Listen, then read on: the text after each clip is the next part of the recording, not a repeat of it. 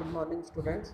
आज हम चैप्टर 10 के अंतर्गत करेंगे डी मैटेरियलाइजेशन एंड डिपॉजिटरी।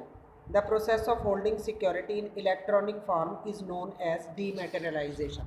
मतलब जब हम सिक्योरिटीज़ को इलेक्ट्रॉनिक फॉर्म के रूप में इशू वगैरह करते हैं तो उसे हम डी मैटेरियलाइजेशन शब्द का प्रयोग किया जाता है। Before computerization of the stock exchange, the investor were holding security in physical form. However, with the advancement in technology leading to the autonomy of stock exchange has enabled the investor conveniently hold the security in dematerialization form. The dealing of security in electronic form has helped to eliminate the problem associated with trading exchange of securities, like when the share certificate existed in physical form, there was an associated risk involved in the term of theft, fake, forged transfer delayed and paperwork.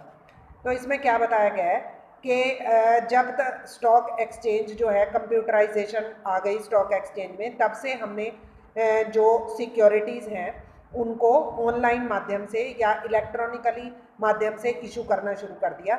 इसका सबसे बड़ा फ़ायदा ये हुआ कि इसमें किसी तरह की चोरी, कोई धोखाधड़ी या झूठी ट्रांसफ़र वगैरह से हम इसमें बच सकते हैं।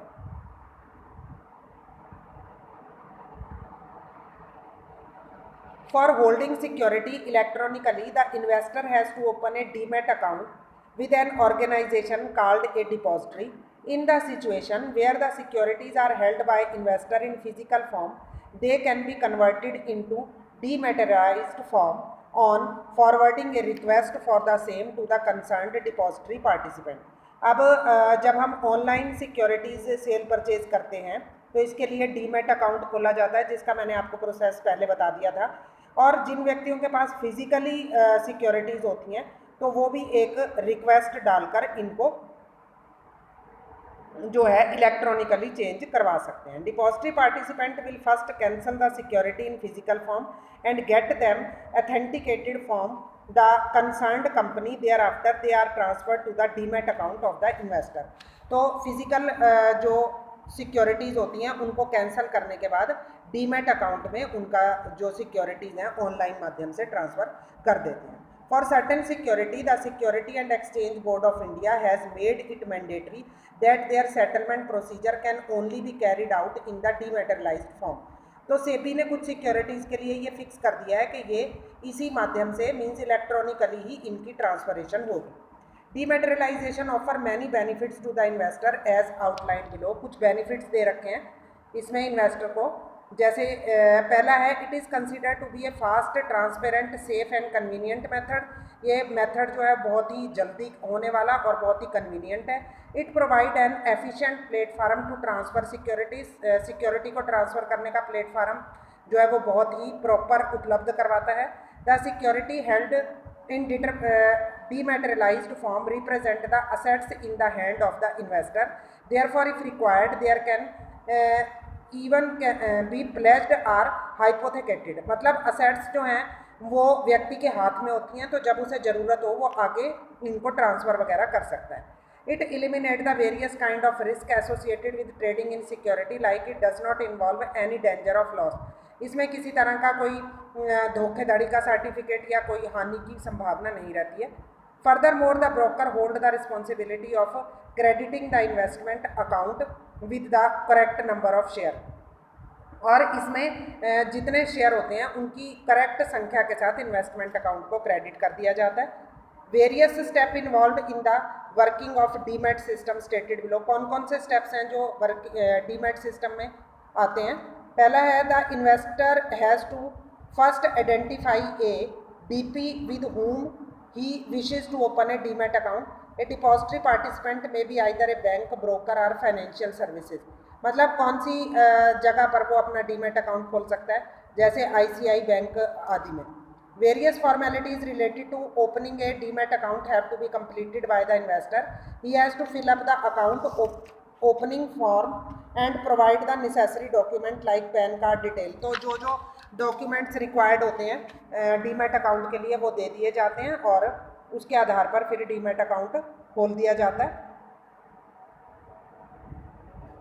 In order to get the security exchange in physical form converted into electronic form, investor has to submit the same to the DP along with a dematerialized request. तो इसको अगर कोई फिजिकल फॉर्म में सिक्योरिटी है तो उसके एक form भर के इसको इस रूप में चेंज इलेक्ट्रॉनिक माध्यम से चेंज कर दिया जाता है. In case the investor intends to apply for share in public offer, he is expected to mention the detail of depository participant and demat account. अगर कोई शेयर वगैरह पब्लिक ऑफर में उसने इशू की अप्लाई किया है तो उसके लिए सारी डीमैट अकाउंट की डिटेल देनी पड़ती है.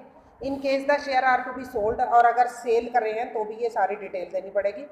The broker on receiving the payment forward the same to the client in lieu of the share sold.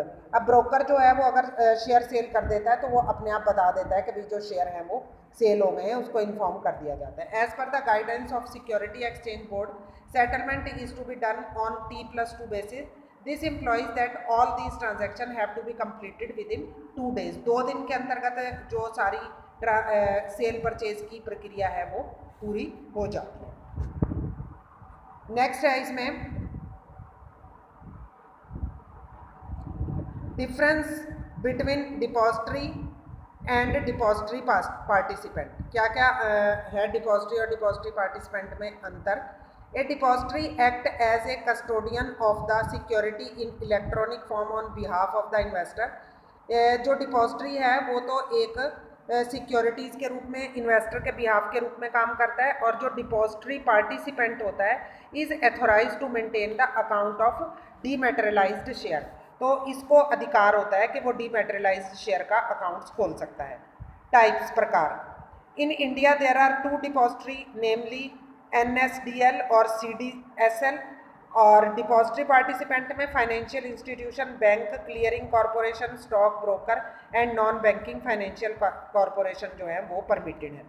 Function, ये जो डिपॉजिटरी है ये इंटरमीडिएट मतलब मध्यस्थ का काम करता है डिपॉजिटरी पार्टिसिपेंट के लिए.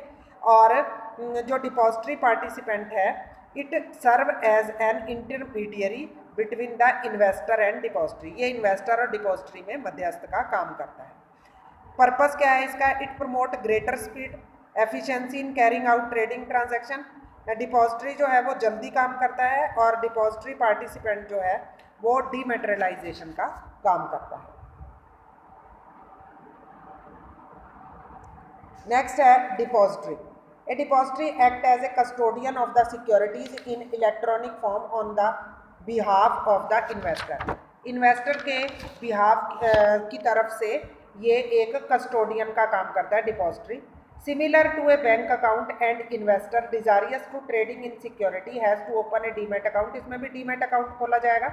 इन the depository security account can be opened, all share can be deposited, they can be withdrawn sold at any time. इसमें ही शेयर जमा होंगे और कभी भी ये सेल वगैरह हो सकते हैं. It is an electronic storage system.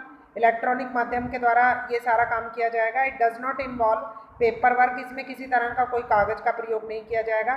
It promote greater speed, और इसमें स्पीड जो है वो ज़्यादा होती है. और कौन सी 2 सिक्योरिटीज़ की डीलिंग होती है. NSDL और CDCSL. क्या क्या होती हैं ये NSDL. It is the first and the largest depository presented function in India. It was promoted as a joint venture of Industrial and Development Bank of India, UTI and National Stock Exchange का ये joint venture है. और CDCSL क्या होता है. Secondary depository है ये, और it was promoted by the Bombay stock exchange and bank of India के द्वारा ये प्रमोट किया जाता है. और NSDL and CDSL are the national level depository. ये राष्ट्रीय स्तर की जो है वो डिपॉजिटरी है.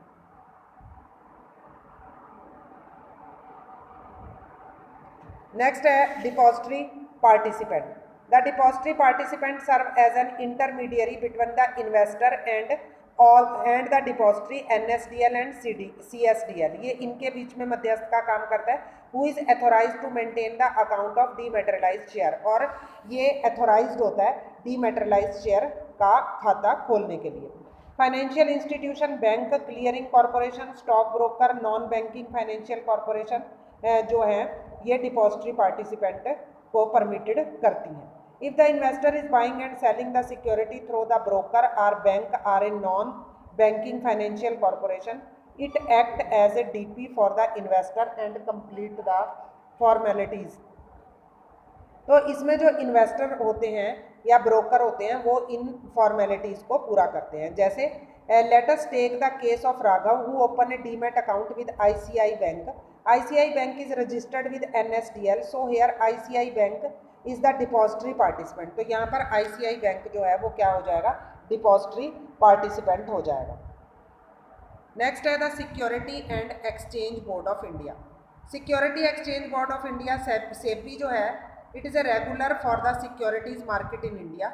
ये सेल परचेज के लिए भारत में माना जाता है। During 1980s the capital market gain movement as a result of an increase in investor based due to growing participant of the public. तो ये इसमें थोड़ी सी डिटेल बता रखी है इसकी कि जब से इसका विकास हुआ है तब से ज़्यादा ही सिक्योरिटी सेल परचेज होने लगी हैं। ये 1988 में एस्टेब्लिश किया गया था भारत सरकार के द्वारा और it was given statutory power और वैधानिक शक्ति इसे 30 जनवरी 1992 को मिली है।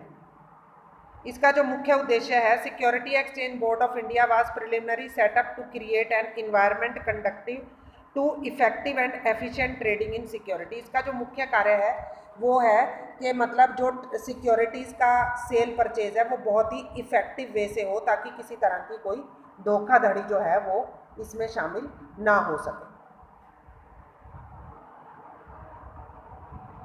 ऑब्जेक्टिव्स क्या हैं सेबी के?